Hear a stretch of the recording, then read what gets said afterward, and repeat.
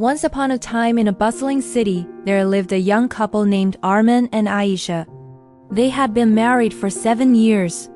Their love story didn't begin with fireworks or grand gestures. It started simply, with an arranged introduction through their families.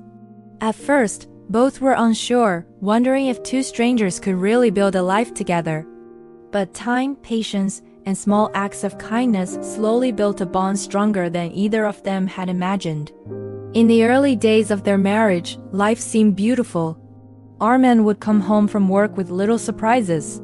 Sometimes a flower, sometimes her favorite chocolate. Aisha would stay up late, waiting to share dinner with him, even if she was exhausted from managing the house.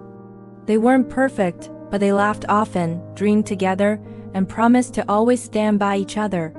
But as the years went on, reality crept in. Bills piled up, responsibilities grew heavier, and the demands of life began to blur the sweetness they once felt. Arman's work consumed him. He often came home tired, too drained to notice Aisha's efforts. She, in turn, felt unappreciated, her days revolving around endless chores and the quiet loneliness of waiting. Arguments started over small things. Why he forgot to fix the leaky tap.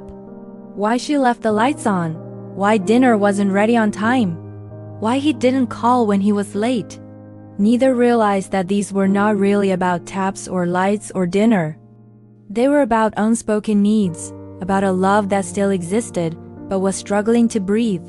One evening, after a particularly bitter argument, Aisha sat alone in their bedroom, tears rolling down her cheeks. Is this what our marriage has become? Are we just living under the same roof, but not together anymore? Arman, sitting in the living room, felt the same heaviness. He loved her deeply, but he didn't know how to express it anymore.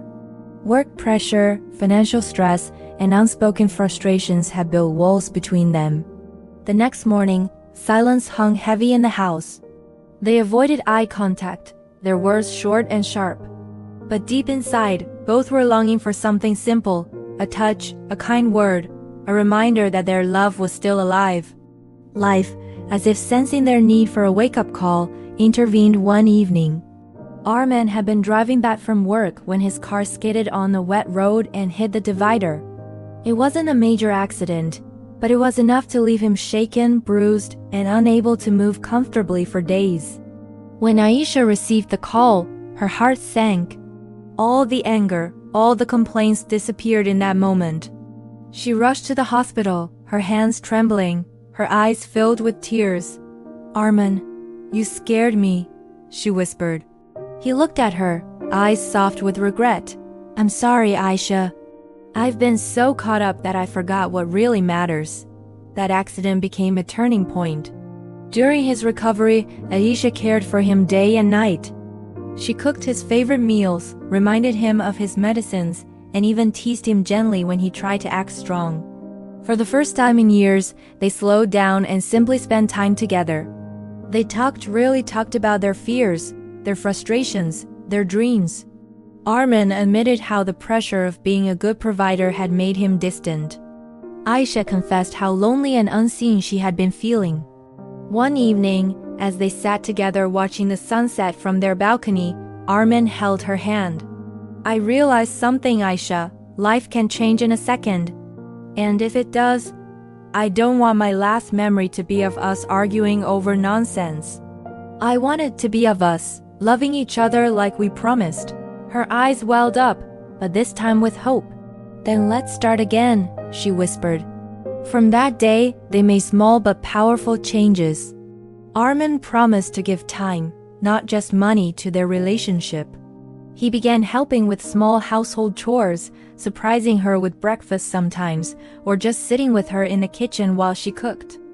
Aisha, in turn, learned to express her needs gently instead of holding them inside until they burst. She started appreciating his efforts, reminding him that his presence mattered more than his paycheck.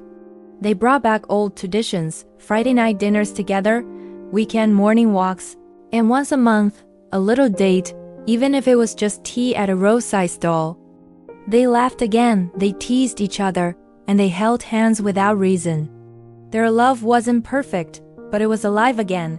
The accident had reminded them of life's fragility. They realized that marriage isn't about never fighting or never struggling. It's about choosing each other every single day, even when life gets tough. It's about remembering that love isn't shown only in big gestures, but in the small, consistent acts of care, respect, and understanding. Years later, when they celebrated their 10th wedding anniversary, Armin raised a toast. Looking into Aisha's eyes, he said, "We've had storms, but we've also had rainbows. And I wouldn't want to share this journey with anyone else but you." Aisha smiled, her eyes sparkling with tears. "You're my home, Armin. No matter what, you're my home." Their marriage wasn't a fairy tale. It was real, with ups and downs, laughter and tears. But that's what made it beautiful.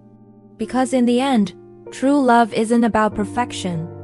It's about two imperfect people who refuse to give up on each other.